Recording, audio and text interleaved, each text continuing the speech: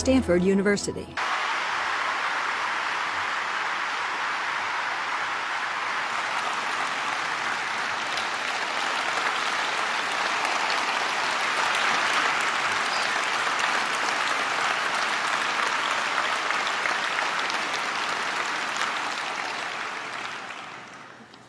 Well, this is actually really weird. I got to tell you, never in my wildest dreams, never in my most delusional of pre-adolescent fantasies did I ever think I would be being applauded by a large audience in a basketball stadium. So thank you, Stanford, for letting unlikely dreams come true. Okay.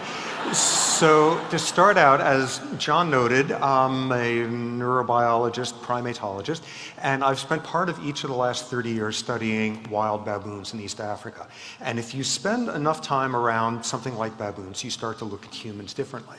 For example, you find yourself paying a whole lot of attention to other guys and how big their canines are, and thinking comparatively, or you look at somebody's rump and you wonder how hard it would be to like anesthetize them with a blowgun dart there, or you look at somebody and you wonder, well, is this a monogamous or a polygamous primate or what here? And you start to look at humans in different ways. And what I thought I would do today is talk a bit about how one thus makes sense of humans in this context of we're a primate, we're just another species. And it will hark back to a famous quote from some evolutionary biologist who said that all species are unique, but humans are uniqueier, or something like that. This may not be an exact quote, but what I'll focus on here is what is it that makes us not so uniqueier and ways in which it does. Okay, so starting off, okay, I thought I would kind of see what I'm talking about today. So starting off, the first thing to emphasize is if you want to understand what we're about as a species and what makes us unique, the first clear punchline is it ain't going to have much to do with our genes. It's not going to have with our neurons or neurotransmitters. Take us, take a fruit fly, and we've got like almost all the same genes in common. We are not humans because we've invented a different type of brain cell, a different type of brain chemical. We're the same basic building blocks as even a fruit fly. That's not where our uniqueness is going to come from. And as we try to make sense of what we are as a species and where we fit into the animal world, we have a few challenges in making sense of it. First challenge is dealing with circumstances in which there's nothing different about us whatsoever. We are absolutely like every other species out there. Let me give you an example. You are a hamster. You're a female hamster. And if you're a female hamster, what you do is you ovulate every 4 days. Okay, so you're sitting there ovulating every 4 days in your cage, and some scientist now sticks another female hamster in the cage with you. And over the next couple of weeks, what will happen is both of you will start lengthening your ovulatory cycles until after about 3 weeks or so, synchronizing them, you will both ovulate within about a half hour of each other. Unless they now take a male hamster and put him in the cage with you, at which point you all desynchronize your cycles. It's totally cool that it works this way. It works all by olfaction, pheromones. You can show this with some really low-tech experiment, which is like you can hold the hamster's nose shut for 3 weeks and she doesn't synchronize her cycle.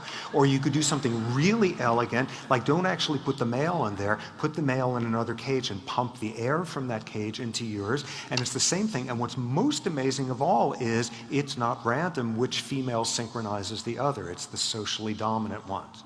So this is completely understood, and in fact, you can show this in dogs and cats and cows, and apparently, if you live in Iowa, you can go to a 7-Eleven and buy a can of like pig synchronizing ovulatory spray and go spray it all. I have no idea why you would want to do this, because never once in Brooklyn did we try to ovulate our pigs on schedule, but you can, it's that well understood. And what is extraordinary is it works exactly the same way in us, where it's called the Wellesley effect. Named after Wellesley College, demonstrated in 1970 during freshman year. Over the course of the year, female freshman roommates synchronized their cycles except for women who had close, intimate relationships with males, and it's all done with olfaction. And what's the most amazing thing of all is it's not random who synchronizes who. It tends to be women who are more socially extroverted and dominant.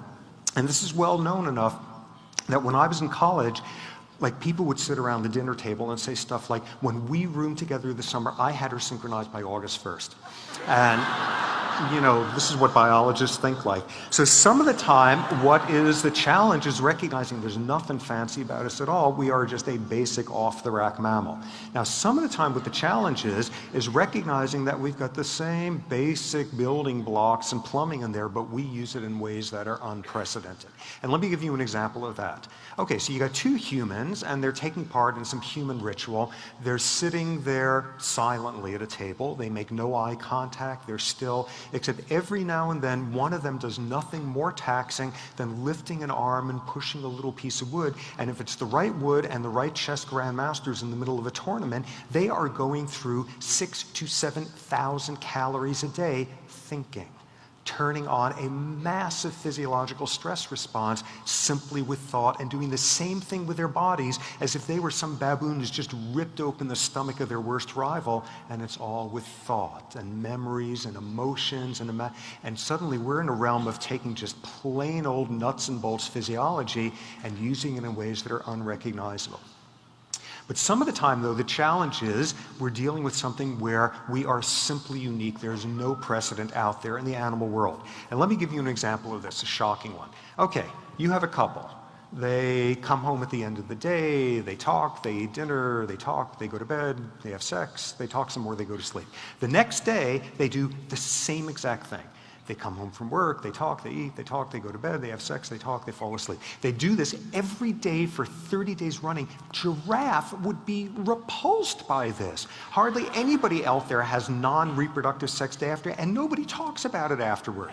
And when you look at this, what the challenge there winds up being is recognizing some of the time, if you want to understand what we're up to, there is simply no precedent. So now beginning to look at ways in which we're still unique, ways in which we're not. Some of the challenges now are no longer very challenging. Back in the 1960s, Jane Goodall first demonstrated that chimps make tools, and like generations of social anthropologists took early retirement at that point because we were no longer the only species that's a tool maker. We're accustomed to that by now. That one's easy, that one doesn't threaten our sense of who we are. But there's much more subtle realms these days where we not only have to question what makes us human, but where we get insights as to whether or not we are all that unique. A first example, the realm of aggression. Back every single one of those like Mutual of Omaha specials, at the end there would always be the deep voice saying, and we are the only species that kills, and that turns out to be wrong. Lots of other species kill. They kill members of their own species. They kill them in anger. They kill them in cold blood premeditation. They kill them strategically in ways that would make Machiavelli proud. They do it to each other's infants. They do it competitively, advantageously. We're not the only species that kills. Just to give one example of this, this was a male who had joined one of my troops of baboons a few weeks earlier, and the only way to describe this guy is he had horrible political skills. And he was hassling all sorts of high-ranking guys he should not have been messing with, and one morning, this is what was left of him. And in the 30 years I've studied male baboons, the leading cause of death among male baboons are male baboons. We're not the only species that kills. In addition, we're not the only species that kills in an organized manner. This is what's called a border patrol, a group of chimps in a group that have gotten together and they are patrolling the edge of their territory, and if they encounter a male from another group, they will attack and kill him. And as documented by Goodall in at least one circumstance, it's things like this, a group organized enough to do this systematically and kill all the members of a neighboring troop. So we're not just the only one that kills, not the only one who kills in an organized way, but this is some proto-version of genocide. We're not the only ones who do this either. So what about us then and our aggression? And what you see is some of the time we can just cudgel somebody over the head like any good old primate, but some of the time we are doing stuff that's unrecognizable. We could do nothing more physically challenging in our aggression than pulling a trigger, or dropping a bomb from 30,000 feet, or looking the other way. We can be passive aggressive. We could damn with faint praise. We can do all sorts of subtle things. Let me give you an extraordinary example of a way in which humans can damage each other for which the world has never seen the likes of before. Every day outside of Las Vegas, there are people who get up in the morning and they are rushing off to work, and their spouse reminds them to pick up the dry cleaning on the way home, and they say goodbye to their kids, and they rush out and they get caught in traffic, and they're all anxious they're going to be late at work, and they luck out and get a good parking spot and get to work and sit down in a flight simulator, and what they spend the day doing is operating a drone bomber in Iraq that drops bombs and kills people. This is at Nellis Air Force Base, people sitting there spending their work days operating drone bombers on the other side of the world. And at the end of the day, having finished your day doing that, you get up and rush off because you want to be there on time for your daughter's ballet performance, and you hug her afterward, and you can't believe it's possible to love someone that much, and the next day you sit in this dark room and kill people on the other side of the planet. And there's nothing out there in the animal world that has a precedent for that. And not surprisingly, apparently the rate of psychiatric problems among people who spend their days doing this is also unprecedented. So in some ways, there is no precedent for that realm of us. Okay, what else? Theory of mind. This is a very trendy term amongst psychologists. Theory of mind, the first time you realize that somebody else has different thoughts than you, somebody else has different information. This is this big developmental landmark. The first time kids get theory of mind, it typically happens somewhere between ages 3 and 5. My wife and I tested, our kids hit it at 3.2 years of age, so we're very proud of them. So theory of mind. Theory of mind is great, and this is wonderful, and this is a defining thing of humans, and it turns out we're not the only species with some rudiment of theory of mind. Recent experiment here with some chimpanzees. Take two chimps, and there's a room in front of them. They're both, in a cage or something on either side, and in the middle there is a screen, and the screen can either be transparent or opaque. On one side is this low-ranking schnook of a chimp, and somebody comes out and puts I'm thinking baboons today for some reason, puts down a banana on this side of the screen. In one case, when the screen is opaque, this chimp sees the banana, and the high-ranking chimp on the other side cannot. Put a transparent screen, and both of them can see it. Now you release them, they both come out, and the question is, does this low-ranking guy who knows there's the banana there, does it go for it? And it uses theory of mind. Here's what goes on. The chimp thinks, okay, if the other guy, big high-ranking guy, didn't see the banana because the opaque screen is there, I'm going to go grab it. If the screen was transparent, I'm not going to even bother because he's taking it away from me. If he's lower ranking than me and he saw it, it doesn't matter, I'm still going to get it. He understands the other chimp has information that he does not. The other chimp thinks differently. This is theory of mind, and this is extraordinary. What no other species has, however, is what's called secondary theory of mind, which is when you understand that that individual has information that that one doesn't, and thus that one thinks this one is doing this, but is actually doing that, and no other animal could do it. No other animal could sit through something like a performance, A Midsummer Night's Dream, and understand what's going on there with who. We are the only ones who'd be willing to spend an evening doing that and have a clue what was happening there, so we are alone in that realm as well. What else? More examples. The golden rule, the iconic way in which we go about our moral systems, and every culture out there having some variant on it being very interesting, whether the variant is do unto others as you would have them do unto you, or is it don't do unto others as you would not have them do to you, and I suspect that tells you something about a basic pessimism of the latter cultures, but this is universal, this is all over the place, this is us, and it's sufficiently us that there's actually people who spend careers doing highly complex mathematics on ways to optimize game playing, to optimize circumstances of golden rule, and these are people who inform economists and war theorists and diplomats, game theory stuff, and there's all sorts of ways in which these strategies are optimized. The classic one that was shown by an economist named Robert Axelrod is the incredibly simple strategy for going about competing with somebody else, the tit-for-tat rule. You start off cooperating. If they cooperate with you, you continue cooperating. If at some point they stab you in the back, the next time you stab them in the back in return. And if they go back to cooperating, so do you. And this optimizes a whole competitive strategy.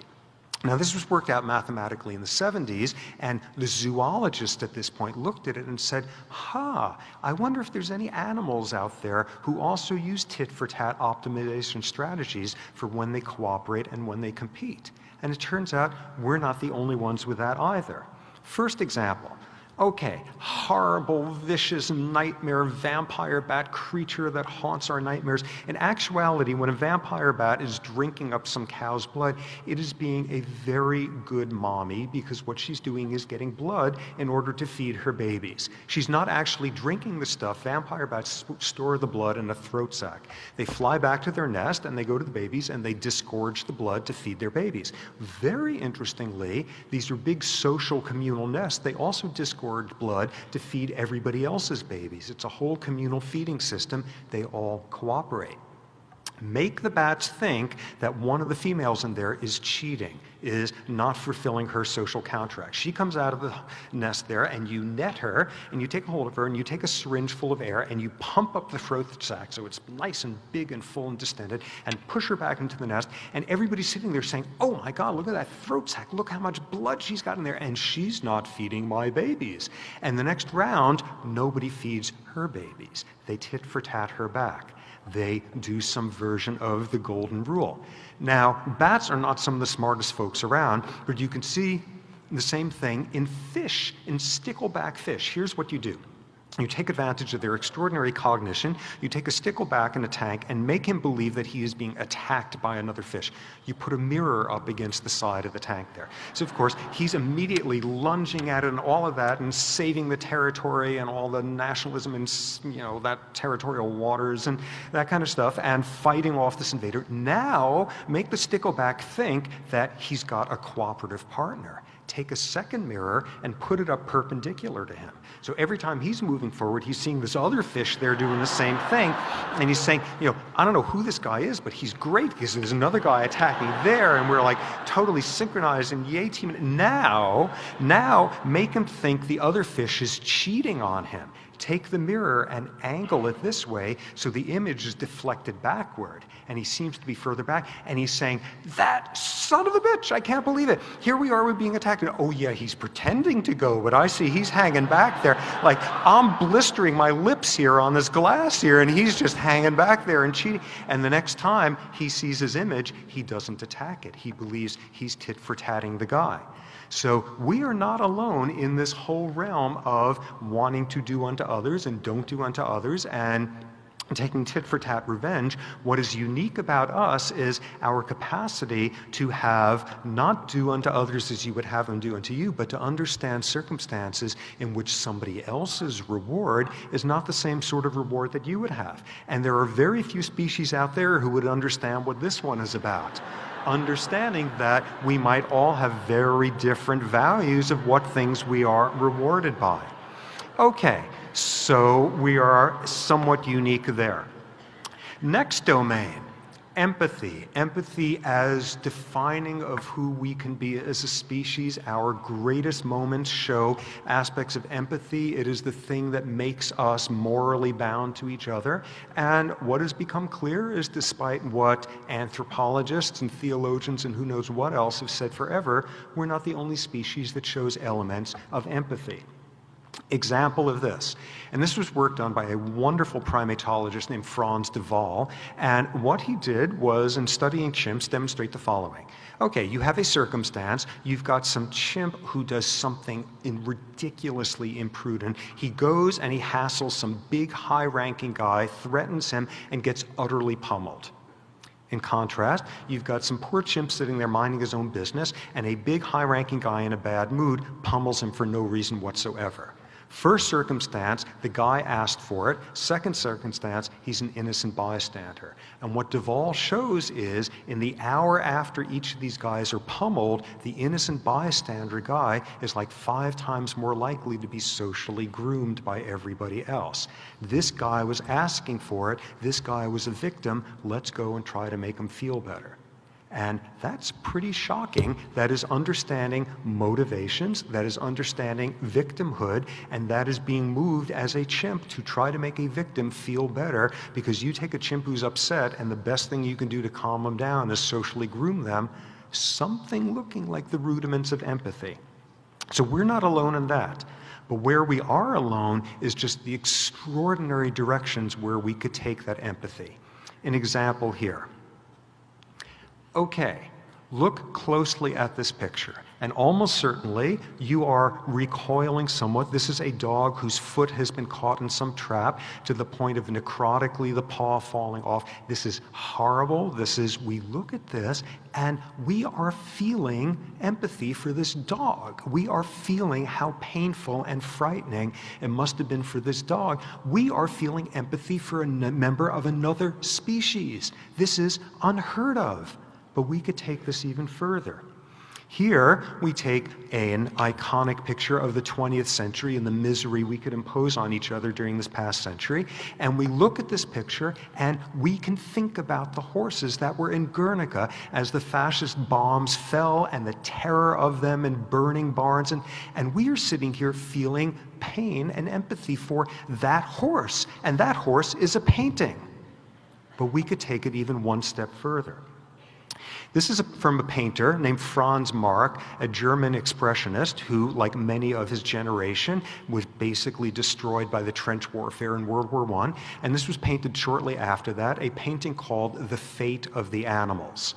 And what you have here is sheer, utter chaos breaking out all around, no doubt the emotional viscera of what World War I was about, and in the center, an animal baying at the moon amid the sort of terror of this chaos, an animal of a shape, appearance, color that does not even exist on Earth. This is a purely imaginary animal, and we sit here and understanding where this came from and what he had experienced to paint something like this, we're not feeling sorry for that animal, we're feeling sorry for the animals, for all of the innocent. We are taking empathy to a realm that no other species can imagine. So we're not so common in that domain either. Next, how we go about reward. Now this brings in a little bit of neurobiology, the involvement of a neurotransmitter, a brain chemical messenger called dopamine. Dopamine is all about reward. You do not want your brain to run out of dopamine or else you will become clinically depressed. Dopamine, cocaine works on the dopamine system. All sorts of euphoriants work on dopamine. Dopamine is about reward. At least that's what people used to think. And they used to think it would work as follows. You take a monkey and you've trained it in some task.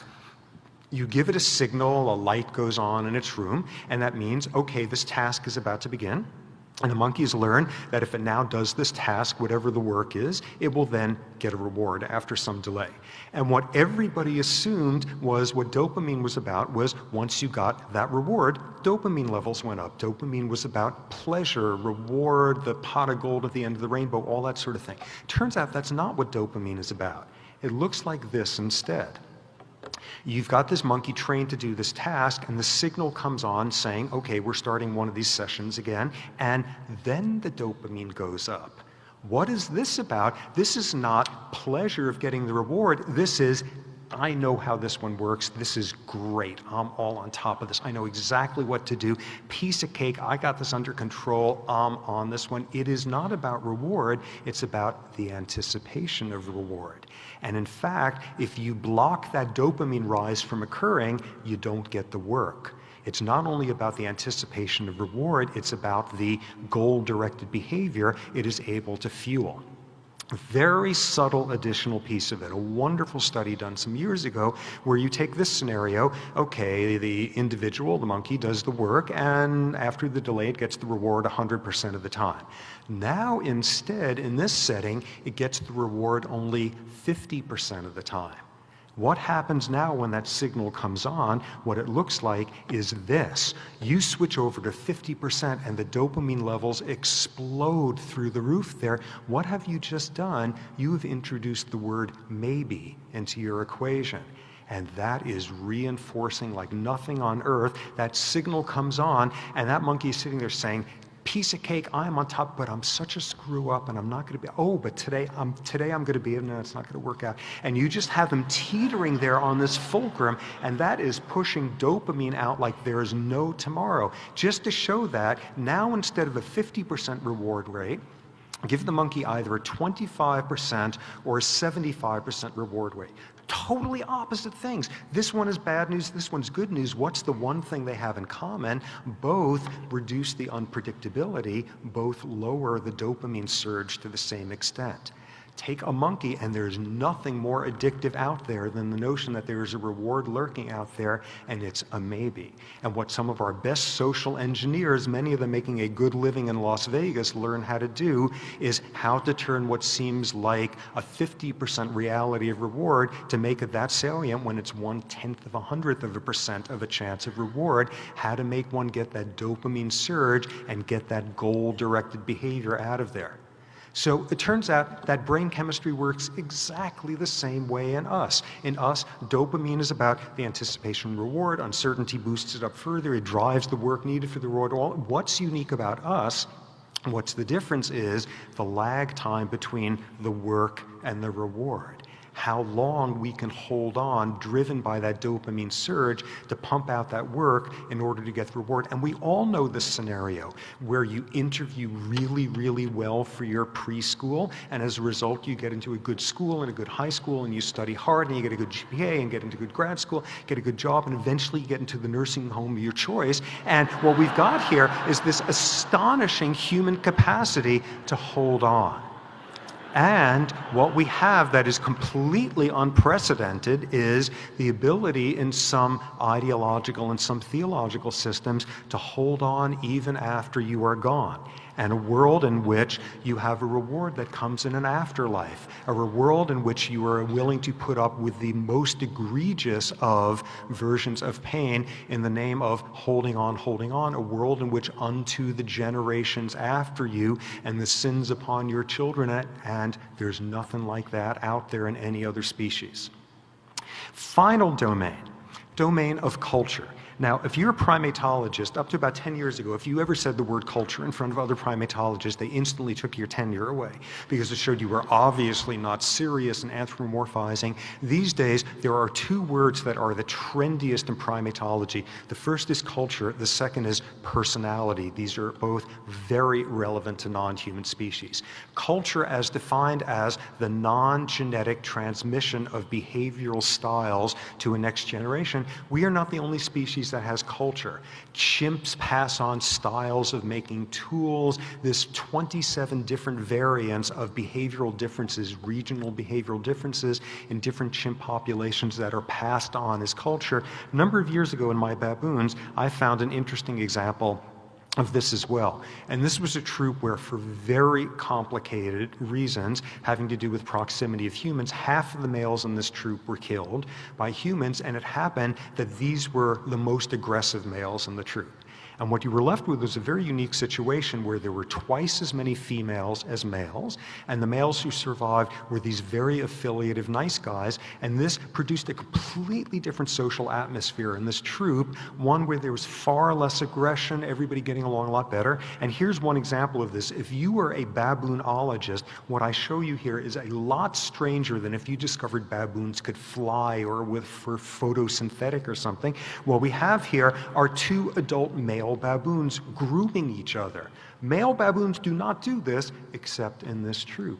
And as new adolescent males join this troop, transferring them from elsewhere, they learn to do this. There is transmission of this cultural style. So we are not only the only species that can have culture building tools and microwaves, we're even not the only one that has cultural transmission of entire social atmospheres. So what's unique about us? What is obvious is just the Baroque, Byzantine, complex magnificence of human culture and what we're able to do with it. And we see here other species would wither in envy at a photograph like this, knowing that we are able to do stuff like this. Okay, so what we've got now are all these examples where I think we've got categories of basic building blocks, aggression, empathy, theory of mind, but where we're doing it in ways that are completely unprecedented. But then we move into this final domain where we do things where there is simply nothing else like it in the animal world. And there's lots of examples of it, our sexual behavior, our communication or language use. Let me give you the example, though, the thing that I think is most defining and most importantly who we are. And it could be stated in this fairly abstract sense here of a circumstance where the less it is possible that something can be, the more it must be. Now, what do I mean by this? Let me make this a little bit less abstract here and frame it within a certain type of theology, but the whole notion of not only being able to hold a contradiction in your head, but the very contradictory nature of it is what makes it vital and essential and a moral imperative. Let me give you a more explicit example of it. This is a Catholic nun named Sister Helen Prejean, and what she has done is spent her entire life ministering to the needs of men on death row in a maximum security prison in Louisiana. Some of the most frightening, nightmarish humans who have ever walked this earth, some of the most deplorable people out there, and naturally, endlessly, she is asked, how can you spend your time doing this with people like that? And she has always had a very simple answer, which is the less forgivable the act, the more it must be forgiven. The less lovable the person is, the more you must find the means to love them. And as a strident atheist, this strikes me as the most irrational, magnificent thing we are capable of as a species. And it's in that realm that we go so far past the fact of the ways in which we can do special things with theory of mind and empathy and culture and all of that. It is this simple trait that moves us. We are not just the uniqueier than any other species out there. We are the uniqueierest simply because of this property of us. And this one does not come easily. And on a certain level, the harder this is, this contradiction, to take the impossibility of something to be the very proof that it must be possible and must become a moral imperative, the harder it is to do that, the more important it is. And that winds up being very relevant to this circumstance here, and probably a good sort of spot for closing. You guys, as of tomorrow around noon, are officially educated. And as part of your education, what has happened is you've learned something about the ways of the world, how things work. You've learned the word realpolitik. You've had your eyes opened up. You've wised up. And one of the things that happens is when you've wised up enough, there's a very clear conclusion that you have to reach after a while, which is, at the end of the day, it's really impossible for one person to make a difference. And thus, the more clearly, absolutely, utterly, irrevocably, unchangeably clear it is that it is impossible for you to make a difference and make the world better, the more you must. You guys are educated, you are privileged, you are well connected, you are enormously lucky if you are sitting here at this juncture, and thus what that means is there's nobody out there who is in a better position to be able to sustain a contradiction like this for your entire life and use it as a moral imperative. So do it. And good luck and have good lives in the process.